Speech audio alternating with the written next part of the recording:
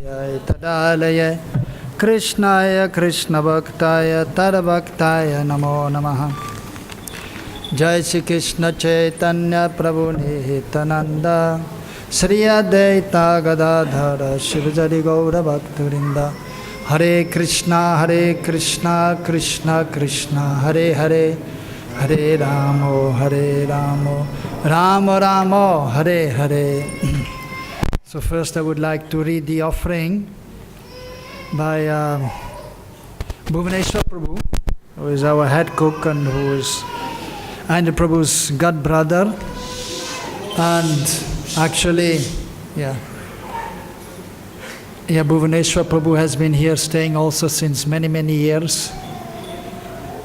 I think also he came in the same year, in 1986. At that time I was in New York and Ayendra Prabhu was in New York, and it was Chaitanya Mahaprabhu's 500th appearance day anniversary was there. So many devotees, they were going to Mayapur and then Vrindavan, and so Bhuvaneshwar Prabhu and Ayendra Prabhu, they went at that time. And so Bhuvaneshwar Prabhu, he had come through New York, and then he came here and he was staying, and he has been staying in Vrindavan since that time, same as Ayendra Prabhu, since 1986. And and I came a little later, a few months later, and actually Bhuvaneshwar Prabhu had also a friendly relationship with Ayendra Prabhu, and so they used to sit together, talk together, and myself also. And so here I read the offering by Bhuvaneshwar Prabhu. Dear Ayendra Prabhu, please accept my humble obeisances. All glories to Srila Prabhupada. Well, here he's writing. We came to Vrindavan at the same time and stayed in the same room. You had few possessions only one trunk for your sound system and one trunk for your Gonitai deities. You had plans for making a traveling bus to do Harinam and preach. Somehow you caused your design, so by Krishna's arrangement you decided to stay in Vrindavan and revive the 24-hour kirtan that Srila Prabhupada wanted. We will always admire you for your service attitude and strong determination. No project was too big for you. What you started was all out, 24 hours, until your clock did not have any hands. You worked tirelessly 24 hours a day. You were not supposed to leave before me, but I guess Krishna wanted to take you back sooner. All glories to your service. Ishwadas. Srila Ayendra Prabhu ki.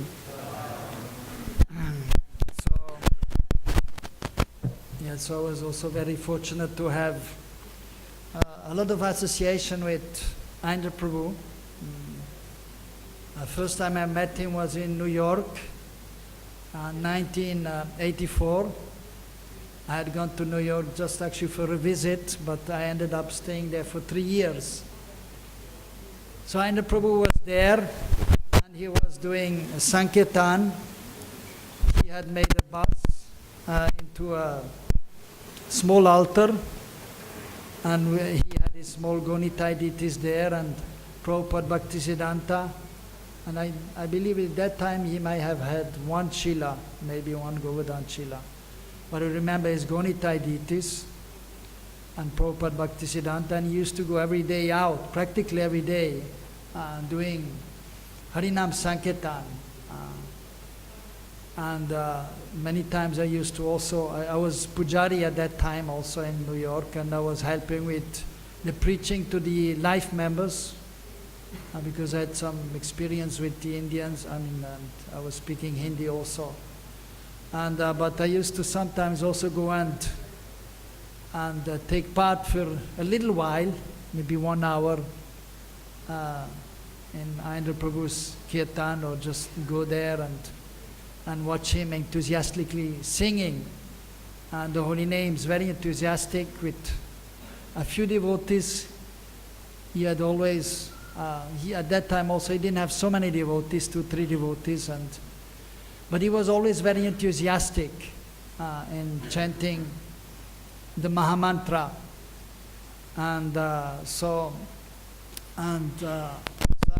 right from the beginning, I very much liked him, and I had a friendship relationship with him. Of course, he was senior to me and in years, in position and understanding, spiritual understanding, realization. So, but I was, and he was very actually kind, and so we had a quite friendly relationship. But always I saw him as my Shiksha Guru, as somebody who can help me and inspire me in my Krishna consciousness. But it is actually mentioned in the scriptures, so 2 kinds of relationship with the Diksha Guru or Shiksha Guru also. So one is the formal relationship, he's my spiritual master, I'm his disciple, and some seva is done, some questions asked and some answer are received. But then there's Vishwambhena Seva, so that is more intimate, where you see the spiritual master as your best friend. And not only on the platform of that is the Acharya, but you try to see him also in Gaur Leela and Krishna Leela, and try to get absorbed in that mood, observing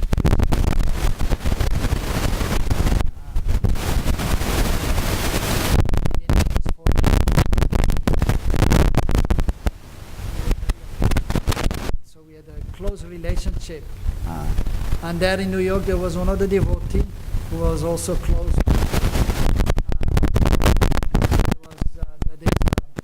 The head Pujari, and now he's president in New York, Rambhadra Prabhu. So, and we used to sometimes sit together, speak together, and so it was always very enlivening in this association. And one thing which also very much impressed me at that time already was his observance of Chaturmas. He was performing Chaturmas, and a very austere.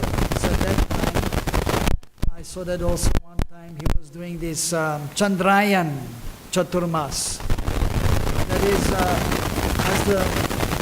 it is starting from the full moon, the first day of Chaturmas, and then it is going down to the new moon, and then of course the new moon to the full moon. Again it is increasing.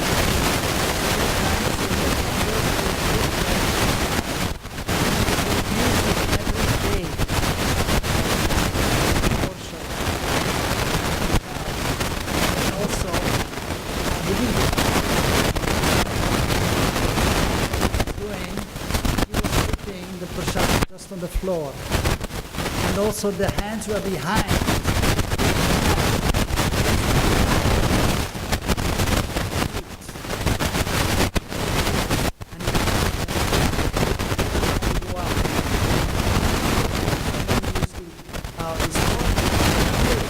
If he's going out, that's it, you cannot eat more. Only going out and then you eat. Very austere. So he was doing that, and extremely austere. Just khichdi, rice and dal, as far as I remember, no salt, no spices. And so he was doing that, so that was very impressive and very amazing, and still he was doing his seva, going out. So, yeah, and of course, he always lost a lot of weight doing Chaturmas, because only eating khichdi, and especially when he was doing this Chandrayan Vrat, then you eat very little. So he used to become very, very skinny. But then after Chaturmas, then the last day, so he was taking prasad, feast, and then because the body needed some more substance, he was eating very nicely for a few months, and very quickly he became quite chubby again. very chubby, and so Brahman belly was there, and yeah, so, and then again next year the same thing, starting Chaturmas, becoming skinnier, skinnier, skinnier, skinnier, and then end of Chaturmas extremely skinny, and then again taking prasad, and after a short while again becoming quite chubby. So so but then so that was 84, 85, and then 86, then he came to Vrindavan. And then, as we know, he, as we have heard, so first he wanted to go out and do Harinam with the bus, same as he was doing in New York. And but then he was not able to do that, and then he decided to start a 24-hour kirtan. So it was in 86, I think it was 86, the same year.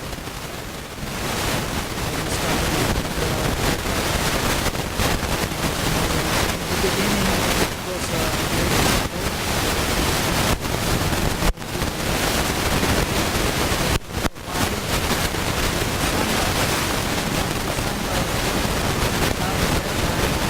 we always have problem with electricity.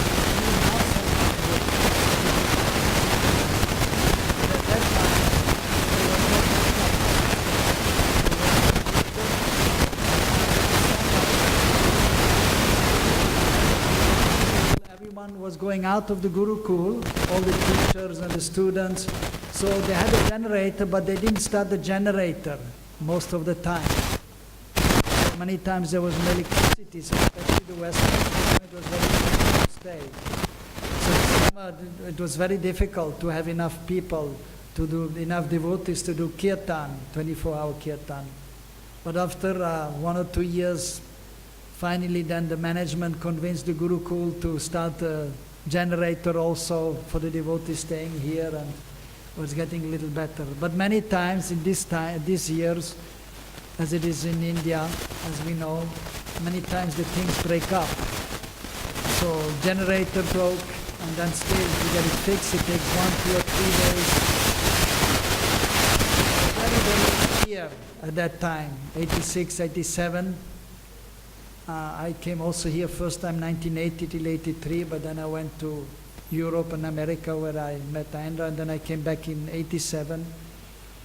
It was very austere, but Indra Prabhu, he had such a strong determination, he was completely fixed. As in Bhagavatam, today we heard also steer. So one has to be fixed, nishta, strong determination has to be there. And so he had incredible determination. He started something, then he was in the end. Because of his determination, his endeavor, and every day for 6 hours, 8 hours himself, because there was hardly anybody else. And sometimes nighttime, only one devotee was there chanting. But somehow he just pushed on, and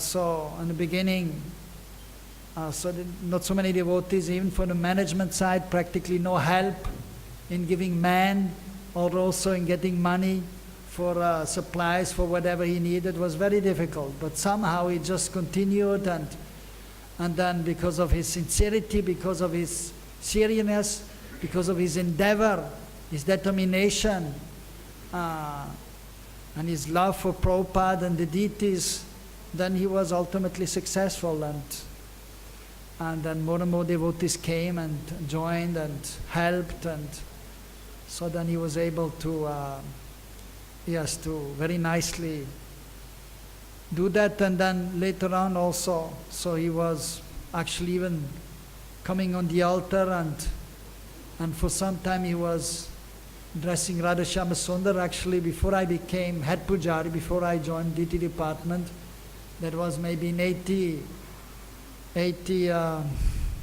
when was it, 89 or 89. So he was actually, for maybe 9 months, he was dressing Radha Shyam. But then, because his dressing was always very, very special, at that time also, And as we know, he's a Rasik Vaishnav, always absorbed in Radha Krishna's pastimes. And so that was showing in his mood of dressing the deities. And so one time, so many times devotees, they were a little bit apprehensive, especially senior devotees. Well, you should just stick to Vaidhi Bhakti. And one time, so as we know in Radha Krishna's pastimes, many times the gopis, they steal the flute, Krishna's flute. So one time the curtain was opened, and I was there fanning the deities, and so Krishna didn't have the flute. So when we dress the deities and we teach others, we always tell two things always must be with Krishna. One is the flute, and one is the peacock feather. That should always be on the deity of Krishna. So the curtains were opened. Krishna had the peacock feather, but there was no flute. Everybody shouting, "Hey, where is the flute? Where is Krishna's flute?" And then Narendra was there smiling and fanning, and then we could see in Radharani's hand the flute. Radharani had stolen the flute. So the devotees in the same mood as Ainrad, so they were very happy. Wow, wonderful, very nice. But then the strict Vaidhi Bhaktis, the management, what is this nonsense here? Krishna has no flute, Krishna should have a flute. And they chastised him like anything. And then, so then the next day, and as we know, Ainra Prabhu, he always, he developed very nice technique of dressing the deities and hanging the chadars in a very nice way, like Krishna is dancing, and very expert, very artistic.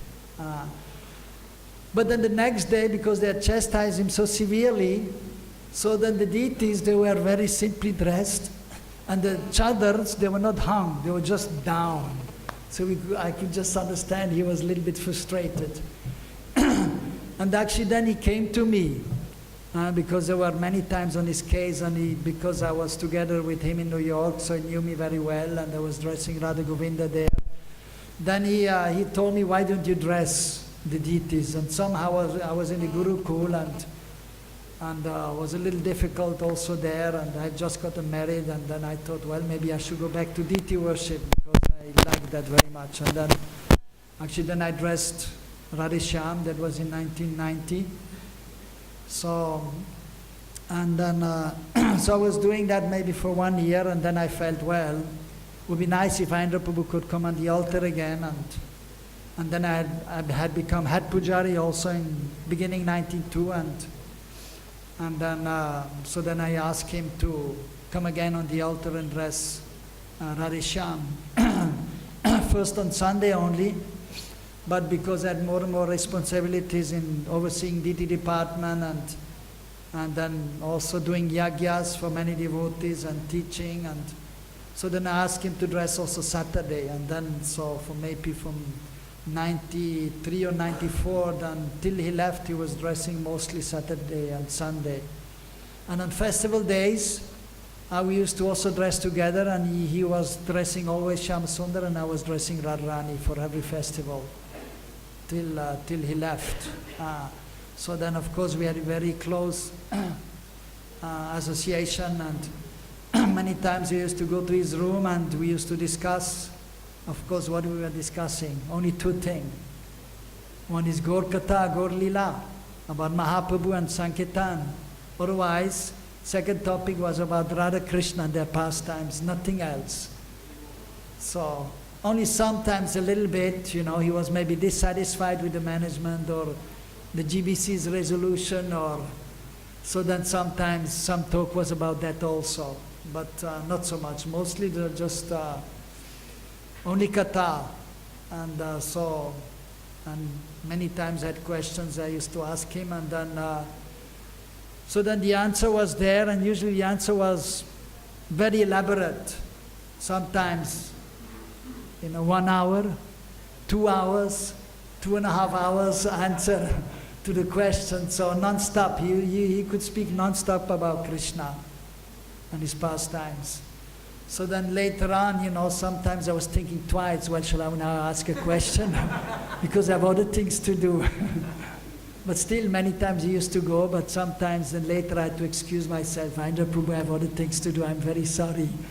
So, of course, later on there were more and more devotees also coming and joining him and helping him and taking shiksha from him. Then many times then I didn't bother too much to go to see him because others, they also needed some nourishment, and I always had a chance Saturday and Sunday when I had questions, when he used to come on the altar, then sometimes I used to ask that time. And also at that time I knew he couldn't take too much time because he had to concentrate on dressing the deities, so it was short. So in this way I was very fortunate to have a lot of association from him, and I got so much inspiration, so much knowledge from him, and about the highest realm of pure devotional service, about Braj Bhav, Gopi Bhav, and so very, very enlivening, most wonderful association. So as explained before that, so Vishvambena Seva, so that is the best relationship is when you have an intimate relationship with the spiritual master, be it Diksha Guru or Shiksha Guru.